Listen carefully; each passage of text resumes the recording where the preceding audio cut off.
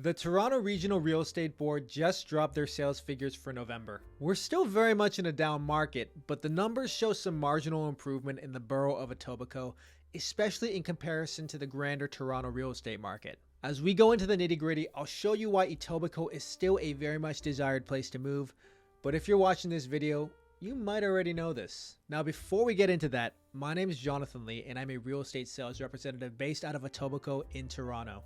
Thanks for watching, and I hope I can give you a strong return on your attention. If you haven't yet, please click on subscribe. I'm planning on ramping up my channel content for 2023, producing at least a video a week. And if you find this information helpful, please click on the like button. It helps the algorithms make my content worthy of sharing so other people can discover it and we can share this helpful information across YouTube. If you're looking to get some hyper-local or personalized information in your neighborhood, you can book a call with me through Calendly that's accessible through the link in the description below. Now, let's go through the Etobicoke numbers together. Etobicoke home sales including condos and houses totaled 237 units for the month of November, down about 9% from October 2022, which is lower than the typical seasonal dip that we see in the fall. The average seasonal drop over the previous 4 years between October and November was 12.5%. Sales tend to slow down towards the end of the year leading into Christmas. As you can imagine, home buying and home selling becomes less a priority and something that people look to revisit in the new year.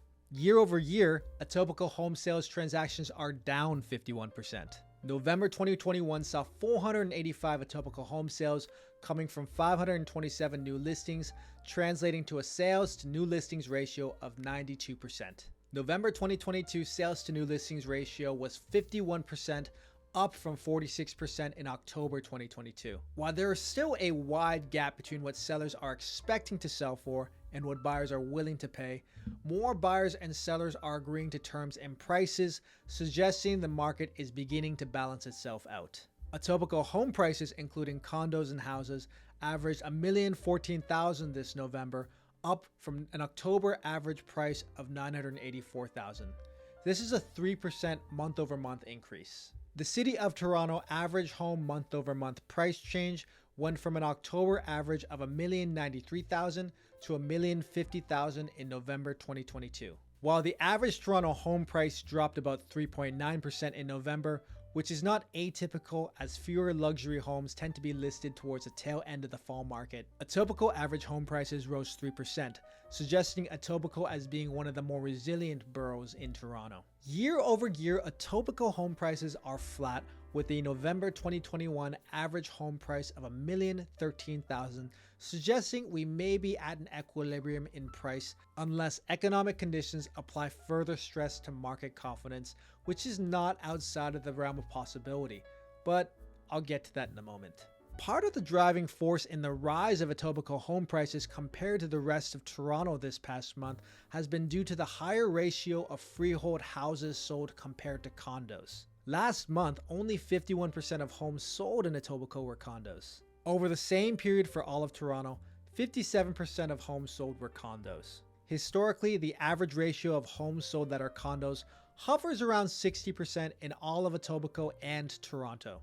So clearly, this market shift has produced a larger appetite for houses in Etobicoke than condos. What do you guys think is spurring a higher ratio of freehold homes to be sold in Etobicoke, especially compared to the rest of Toronto? Do you think this will continue further in 2023?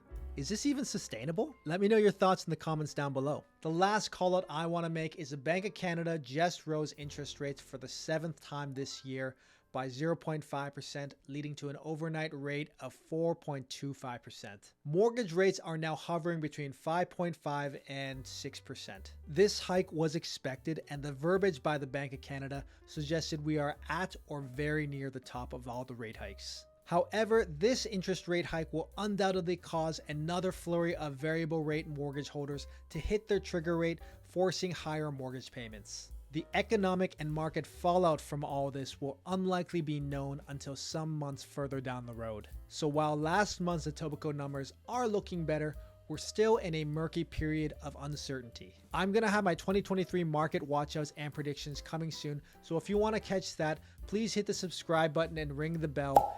And if you found this information useful, please hit the like button. It'll help me know to continue making this kind of content. Thanks again for watching, and I'll see you soon.